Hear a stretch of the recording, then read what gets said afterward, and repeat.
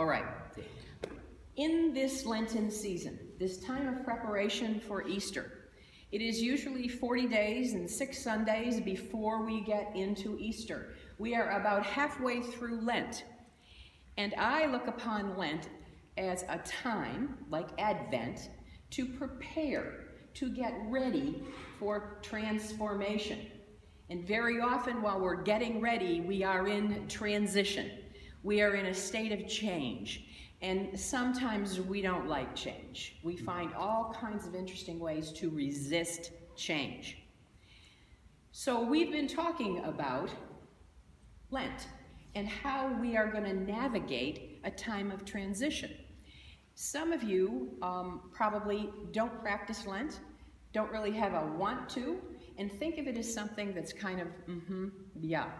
It wasn't of Jesus' time, it's not in the Bible, it's a church setup, meaning a model, a time to prepare. And I like us to at least be aware of it and to know that we can, for lack of a better word, utilize the time wisely in preparation for the transitions that are going on in our lives.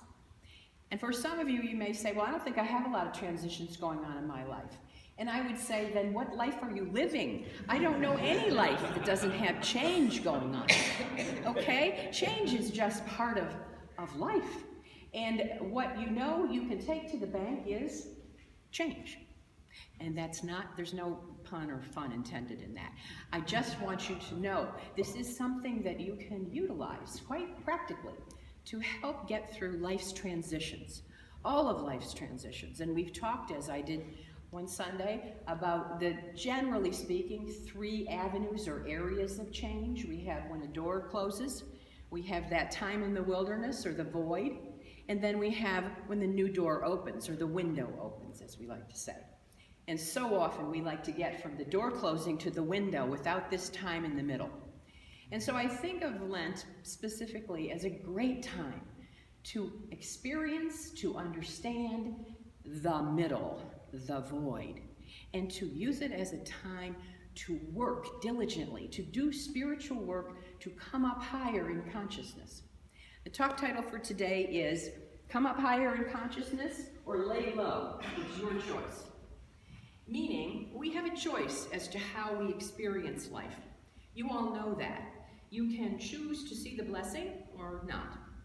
You can choose to be with suffering or not. And Lent is a time to take a look at what I like to call a time to let go, a time to forgive. Now, what exactly does that mean? I equate the two. I equate forgiveness with letting go. Letting go and forgiveness are releasing. Lent is a time of preparation and releasing so that the new energy, the creative energy, the Christed energy can come up higher and be expended to the universe. Some of us have trouble with the word forgiveness. We think that in order to forgive, that we have to have someone or something to forgive. You see, forgiveness is about us. Forgiveness is about our choice. Do we want to walk around with the baggage? Or do we want to release it so that we are free to come up higher and release more of our Christed consciousness? And it's a choice. And sometimes we forget that it's a choice. We like to stay in our unforgiveness. And it wears us down. It saps our energy, and it doesn't allow for the expression of the fullness of the Christ in each of us. So forgiveness is a very important subject, and I like to bring it up because it's a universal theme, just like change, and to be able to have it to work on during this Lenten season, I believe is an opportunity. A challenge, if you will, but an opportunity. And some of you will say, and I've had people say this to me, well, you know what? I don't have anything in my life to forgive. And I'll say, wow, that's terrific. Have you examined all the aspects of life? Or is it just you can't dream up anybody right now that's really pushing your buttons that you need to forgive? When we talk about forgiveness, we talk about releasing and letting go for the expression of a greater Christ in us. You get that? Forgive. So it's really about us. So I'm going to encourage you to look at the aspects of your life, because some folks really don't know, well, what is it that I'm supposed to forgive? Okay, let's get practical. Look at your finances. Look at your health. Look at your relationships. There are three, right there, 3 areas of life that all of us dwell in pretty much every day. Are you holding resentments or judgments or things from the past, ideas and beliefs that you're even unconscious of, but you wake up believing these things, and then you carry that baggage? And it isn't necessarily about another person. It can be about yourself, ourselves. Forgiving ourselves is probably the most important work you can have in life. And we are most definitely, all of us, in need of self-forgiveness. We're hard on ourselves. We don't always love ourselves. We find it easier to love someone else. Well, my friends, and you've heard me say this before, and you'll probably hear me say it again, if you don't love yourself, how can you expect to bring a fullness to your love for someone else? Because you haven't found it in yourself. So forgiveness and love of self is extremely important. And it's something that I bring to you to ask you to examine in the various aspects of your life. What are you holding on to? What resentment or what judgment or belief about yourself do you have? Very often I hear from people who have a health challenge, and they become the health challenge. They see themselves as, I'll pick one, arthritic or chronic something, or they view themselves as the illness. And they haven't allowed for the fact that they have picked up, probably unconsciously, a worry, a resentment, and a resistance to this health challenge. Now let me say right here, with forgiveness, you do not forget, and you do not deny the facts of the situation. With forgiveness, you come from the third eye, right here. You come from seeing the blessing. It doesn't mean that you don't have the health challenge or that someone you love doesn't have a health challenge. It means that you work on forgiving whatever criticism you may have set up for yourself that you have a health challenge. You know, I've heard people say, oh, this darn cold, this just keeps me down. It makes me nasty. It makes me, sleepy. I don't get enough work done. Really, keep going down that road and you'll be in the bed for the week, you know? It's not saying that you don't have the cold. It is saying you are dealing with it from a space of unforgiveness. You and that cold are at some kind of war. And you can choose to blow your nose and think of it as, okay, this is not me. I have a cold, but I am not the cold. And I know you all understand the difference, but in our humanity, I can stand up here and say this on a Sunday, and you go out the door, and by Wednesday, if you've got a cold or whatever ailment, you're back in the old human way of looking at it. It's darn cold. It's keeping me down. I think I'll call in sick today. I just don't feel up to it. None of that is in any way a judgment or is wrong. It's a matter of, are you going to stay there? Are you going to sit in that consciousness? Or are you going to say to yourself, I forgive? Remember, forgive is release, is letting go. Forgive is release and letting go. And I hope you hear that, because very often we think that forgiveness is a one great big deal.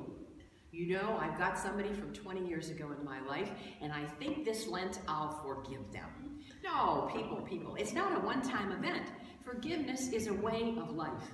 You're going to carry it or you're going to release it. You see, and we culturally have been told, ad nauseum, to be honest with you, forgive is this mighty, mighty, wonderful thing we do for the other guy. No, it's a way of life. Forgiveness is letting go, is releasing to make room for the new, to come up higher in consciousness. When you look at your life, if you do it and you choose to do it as a work through Lent, a preparation, Pick an area of your life and say to yourself, what is it? Is there something here in this particular area of my life that I may be holding on to something, an old way of thinking, an old habit, an old way of doing something? Very often we get in those ruts of we do things the same way over and over and over. And the point here is you don't have to stop doing anything over and over if it brings you joy, but if it doesn't serve who you are and where you want to be, who did you come here to be in this life? Do you know? Very often we don't because we haven't done the forgiveness, the releasing work to allow for the clarity, the emptiness, if you will, to just be in the unknown and knowing, absolutely knowing, we have possibilities that are limitless, possibilities that we don't even know or can imagine if we but allow for the activity of Holy Spirit. And part of that work of allowing is forgiveness work. So with forgiveness, I would like you to know, forgiveness is a healer. It isn't, as I said, forgetting or denying or excusing. It doesn't excuse poor behavior. It doesn't deny the facts of a situation. But what forgiveness is unconditional. That's what forgiveness is. So if you're going to do forgiveness work, if you're going to be willing, it's unconditional, folks. It isn't, well, I think I've forgiven myself or herself or himself. And what you do is you lock it up in a spiritual closet or you put it back burner. You haven't done the unconditional part. You've done this. Good job, Sandra. That was good. You spent a good time in forgiveness, and you know what? I don't think I'll probably think about that again. And then, when something comes up that we thought we've dealt with, why am I repeating this again? Why is this showing up again in my life? Very often is because the forgiveness that you did was really not unconditional. You didn't let it go. You see, we use that phrase, let go and let God. Very difficult to let go. You have to be willing. You have to take a look at what is unforgiveness. And how do I let go? And some of you may be sitting there saying, yeah, now there's a good question. Answer that one, Reverend Sandy. Okay, I will, because this is practical Christianity, okay? We are unity. We are practical Christians. And that means, for our fifth principle, it isn't always necessary to just talk about the truth. You must demonstrate and put it into life. So here is, this comes from David Owen Ritz. If you know him, he's done the series Keys to the Kingdom, which is a prosperity series. It's a prosperity model. And David has 4 steps, if you will, that you can practice in forgiveness. And the first one is, first you have to discover what it is that needs forgiveness. And that takes a careful look at the aspects of your life. What is it that you're walking around with that just gives you resistance, just gives you maybe a little heartache, just gives you a sadness or a doubt or a worry? Okay, there you go. You have discovered something that you can work on that needs forgiveness. Again, what's forgiveness? Release. Thank you, thank you. It's real important that we get that concept. Forgiveness is letting go, releasing. Why? So we can make room for the new, higher, expanded Christ of our being. So step number 1 is discovering what it is that needs releasing in your life. And step number 2 is then we have to make the decision. Okay, I'm going to let this go. I'm really going to be willing to let this go. And it's a conscious decision. Because sometimes we kind of like living in that unforgiveness world. At least it's familiar. At least we get the feeling when it comes up. Felt that one before. Okay, I think I know how to deal with that. I'm going to go hide for a while. Or I'm going to work more. Or I'm going to ignore somebody more. We got all that. So the decision then becomes, do you want to release? Do you really want to let it go? And then the hard part, the essence of it, if you will, is changing your mind about how you think about that person or that situation or your yourself. Over yourself. And sometimes I encourage people to take a look at yourselves, because that seems to be the more difficult work. What is it about yourself that you need to change your mind about? And examples that are pretty easy are, I'm too old to accomplish this task. I simply can't go and do that because I'm over Social Security age, or something like that. Or, I'm too tall, I'm too thin, I'm not pretty enough, I don't have the skills. There's a good one. I don't have the skills, they won't want me. Okay, all of those, come on, that's right there. You change your mind about how you view that. Or, as I like to say, or not. You sit and live with it. You are that. That's what you think about yourself. Either consciously or unconsciously, that's what you think about yourself. So, the key is change your mind. Change your mind. Change your thinking. That's core unity. We talk about that all the time.